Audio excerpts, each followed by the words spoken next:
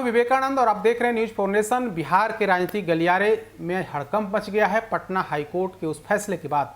Patna high court ने आज निर्णय सुनाया है कि नगर पालिका चुनाव में जो सीट पिछड़ा और अति पिछड़ा के लिए आरक्षित है वो नियम संगत नहीं है और उस पर चुनावी प्रक्रिया रोक दी गई है। उन तमाम सीटों को सामान्य सीट घोषित कर दिया गया है।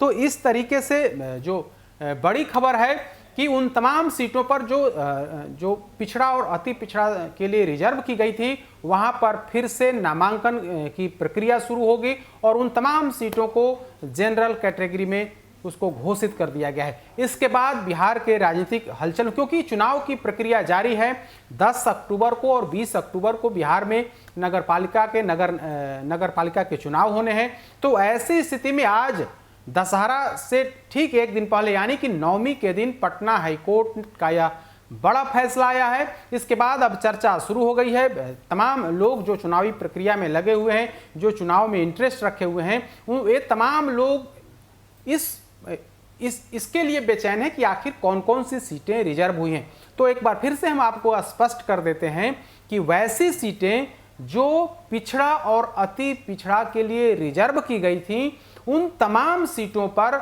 चुनाव की प्रक्रिया रोक दी गई है। उन तमाम सीटों पर जो पिछड़ा और अति पिछड़ा के लिए रिजर्व घोषित की गई थी सरकार की तरफ से और वहां राज्य निर्वाचन आयोग की तरफ से चुनाव की घोषणा की गई थी, उन तमाम सीटों पर चुनाव 10 तारीख को और 20 तारीख को नहीं होंगे।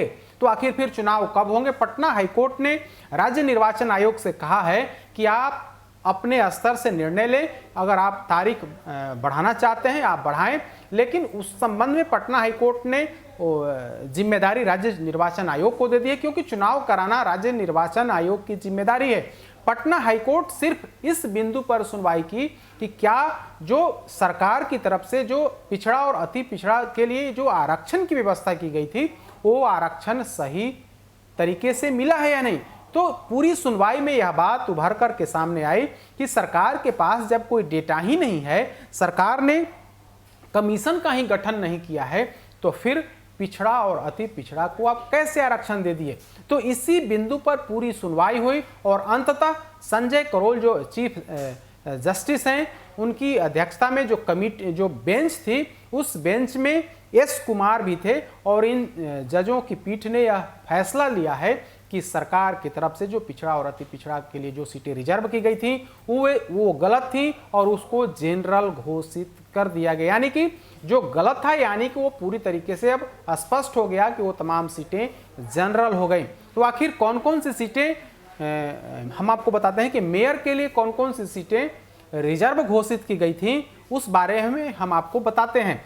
तो हम तमाम नगर निगम के बारे में बताएंगे कि नगर निगम के मेयर का जो सीट था वो किसके लिए आरक्षित की गई थी। तो सबसे पहले हम आरा नगर निगम की बात करते हैं।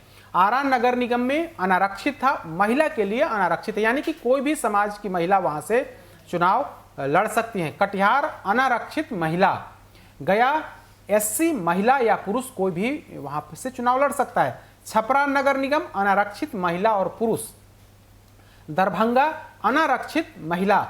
पटना नगर निगम जो है अनारक्षित महिला। पूर्णिया नगर निगम अनारक्षित महिला और पुरुष कोई भी वहां से चुनाव लड़ सकता है। बेगूसराय अनारक्षित महिला। बेतिया अनारक्षित महिला। बिहार शरीफ अति पिछड़ा वर्ग महिला और पुरुष। देखिए जो पटना हाईकोर्ट ने जो आज फैसला सुनाया है कि जो सीटें अति पिछड़ा और पिछड़ा के लिए रिजर्व घोषित की गई हैं वो गलत हैं। तो सबसे जो प्रभाव पड़ा वो बिहार शरीफ नगर निगम के मेयर के लिए पड़ा कि वो सीटें सरकार ने अति पिछड़ा के लिए आरक्षित कर दी थी। तो इस पटना हाईकोर्ट के इस फैसले का प्रभाव बिहार शरीफ नगर निगम के मेयर पद पर पड़ेगा, यानी कि वहां पर अब चुनाव 10 या 20 इन 2 तारीख में जिन पे भी होना था वह चुनाव वहां नहीं होंगे, उनकी तारीख जो है वहां आगे बढ़ाई जाएगी। तो पहला हुआ बिहार शरीफ। भागलपुर की बात करते हैं। भागलपुर अति पिछड़ा वर्ग लेकिन वहां महिला के लिए है, यानी कि वहां भी प्रभाव पड़ सकता है क्योंकि वहां भी अति पिछड़ा के लिए वो सीट महिला के लिए आरक्षित की गई है। मुंगेर की बात करते हैं। मुंगेर अनारक्षित महिला और पुरुष कोई भी। मुजफ्फरपुर अति पिछड़ा वर्ग महिला या पुरुष, यानी कि मुजफ्फरपुर पर भी इस फैसले का प्रभाव पड़ेगा, यानी कि मुजफ्फरपुर, भागलपुर और बिहार शरीफ नगर निगम पर पटना हाईकोर्ट के इस फैसले का प्रभाव पड़ेगा। मधुबनी अनारक्षित महिला और पुरुष, मोतिहारी अनारक्षित महिला और पुरुष, समस्तीपुर एससी महिला, सहरसा अनारक्षित महिला और पुरुष, सासाराम अनारक्षित महिला, सीतामढ़ी अनारक्षित महिला और पुरुष कोई भी। यानी कि नगर निगम में मेयर सीट के लिए 3 नगर निगम क्षेत्रों में प्रभाव पड़ेगा। वहां पर चुनाव की तारीख यानी कि नामांकन की प्रक्रिया एक बार फिर से शुरू होगी।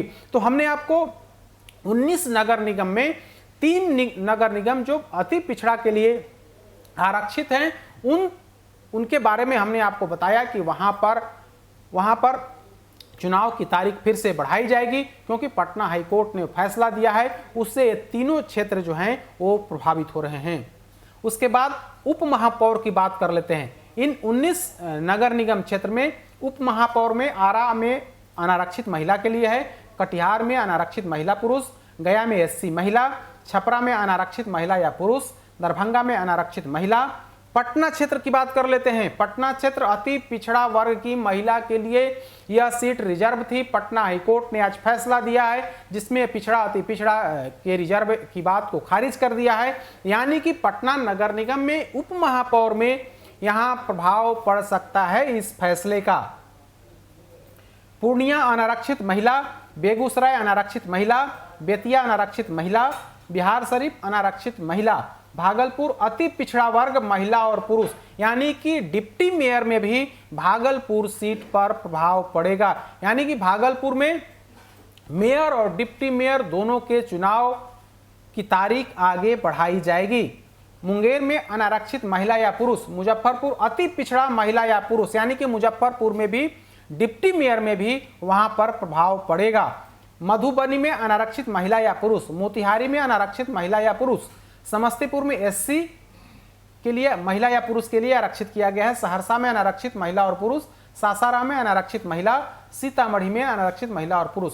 यानी कि मुजफ्फरपुर में प्रभाव पड़ेगा, भागलपुर में प्रभाव पड़ेगा और पटना में प्रभाव पड़ेगा, क्योंकि ये सीटें अति पिछड़ा वर्ग के लिए आरक्षित की गई थी। पटना हाईकोर्ट ने इस सरकार के इस फैसले को पलट दिया है। राज्य निर्वाचन आयोग ने इन तमाम सीटों के लिए आरक्षित वर्ग की श्रेणी में रखी थी, अति पिछड़ा वर्ग की श्रेणी में रखी थी, लिहाजा यहाँ पर चुनाव की तारीख बढ़ाई जा सकती है, फिर से नामांकन की प्रक्रिया शुरू हो सकती है। पटना हाईकोर्ट ने आज फैसला दिया है कि यह निर्णय गलत था, क्योंकि आयोग की कोई सिफारिश नहीं थी, कोई डेटा नहीं था, यानी कि जो शर्त थी उन तमाम शर्तों का उल्लंघन किया गया है। इसके बाद पटना हाईकोर्ट ने बड़ा फैसला सुनाया है।